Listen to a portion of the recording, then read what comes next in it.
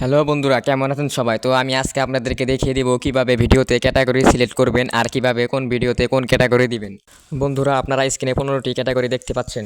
স্ক্রিনে যে 15টি ক্যাটাগরি দেখতে পাচ্ছেন, ইউটিউবে ওয়াইটি স্টুডিওতে এই একইভাবে 15টি ক্যাটাগরি দেওয়া থাকবে এবং এখানে যেরকমভাবে দেওয়া আছে ওইখানেও একইভাবে দেওয়া থাকবে। তো দেখতে পাচ্ছেন প্রত্যেকটি ক্যাটাগরির বাংলা মানে দেওয়া আছে। তো প্রথমে এডুকেশন মানে শিক্ষা, তারপরে দেওয়া আছে এন্টারটেনমেন্ট মানে বিনোদন, মানে আপনার ভিডিওটি যদি বিনোদনমূলক হয় তাহলে এন্টারটেনমেন্ট হবে।